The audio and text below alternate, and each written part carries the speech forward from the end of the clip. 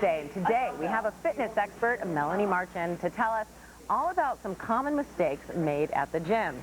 Now, recently we followed Melanie to the 12th Street Gym in Center City for this lesson in gym safety.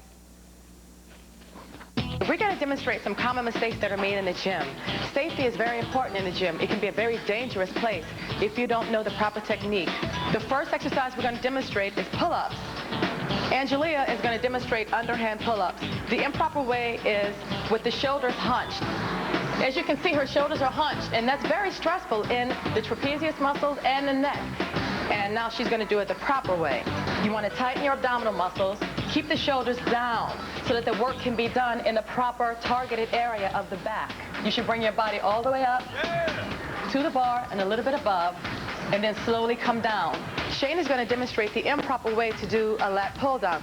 If you hunch the shoulders too much, then you're going to get a lot of stress in here, and you're not really going to get the targeted area. The proper way is to keep the shoulders pressed down, lean back a little bit, tighten the abdominal muscles, have the hands positioned symmetrically, and then the elbows come down. Helen's going to demonstrate lunges. Lunges are very important lower body exercises, and I see this exercise done improperly way too many times in the gym. The best way to do a lunge is to have the heel down on the floor, and at the lowest point of the exercise, where the front thigh is parallel to the floor, the knee to the ankle is in a vertical position.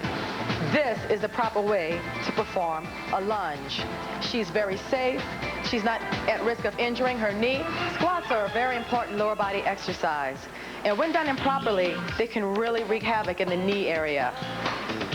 The improper way is here, where the weight is all forward and there's a whole lot of stress in the knees. The heels are coming up, so wrong.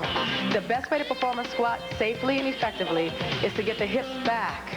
So she's bending at the waist only to the point where she can get the hips down to the knee level so she can get the full benefit of a squat. This is a perfect squat. When you're doing an abdominal crunch, you're supposed to be focusing on the abdominal muscles without involving the neck, the head, and this is so wrong. So let's do it the right way, where it feels good and it's effective and safe. When I teach an abs class, to pretend that you have a piece of fruit under your chin, and that way you know that you can't jerk the head forward and back. And if you want to add intensity, you can lift the knees. If you want intensity, it doesn't mean you have to move bigger. You just have to move smarter. If you do not have a lot of experience in the gym, the best thing for you to do is to ask somebody for help. Safety in the gym is very important. Make it number one. Well, welcome, Melanie Marchand. Some great tips there. Thank you. You were saying, we were just talking really quick, that the squats are one of the biggest things that people make mistakes on. Absolutely, right? Yes, yes. Squats are responsible for a lot of injuries to the knees. And what are some of the common mistakes? I mean, people, you say they bend forward, and what are the injuries that you can get? In the kneecap, you can just get a stress or a strain. And what about the back? You can mess up your ligaments. Your lower back, if you don't contract your abdominal muscles when you're working out, or when you're doing a squat, you can injure that. You can have a strain. And usually it's in the form of a strain or a pull. A strain or a pull? Yes. It's just so funny that most people feel funny because you have to stick your rear end out so far, and that people, it doesn't seem natural, right? It's not natural, but it's necessary to perform an effective exercise and to really get the most out of it. No, I can tell you absolutely love what you do. I do. And tell us your story, because you have a very unique story. How did you get started into to fitness? Well, when I was about 20 years old, actually more like 21, when I graduated from college, I would work out every day on the way home from work. I was an aerobic fanatic, and the company recognized, the Health and Fitness Committee, well, there was a Safety and Health Committee at work, and they recognized that I was a fanatic about fitness, and so they asked me to develop a program for the employees.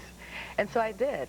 And it worked out really well, and we had exercise classes twice a week, and the rest is history. From then on, I started getting certifications in many different areas for group fitness. But one of the great things, okay, you quit your job. I resigned from corporate America, yeah. Engineer, yeah, she was an engineer. I was a chemical engineer. I went to Wharton and got an MBA in entrepreneurial management. And quit your job, and you formed Sisters in Shape. Formed Sisters in Shape. Tell us real quick, we're running out of time, a little bit about Sisters in Shape. Sisters in Shape is an organization that promotes health and fitness in the minority community, because we are not generally involved in fitness. My parents and my parents' parents were not involved in fitness. We had other issues that we had to deal with, so fitness was not one of them that we made a priority.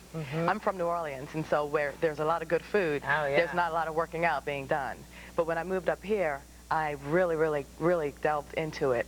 And I absolutely love it. And Sisters in Shape Sisters in Shape meets every other Saturday for exercise classes at the 12th Street Gym.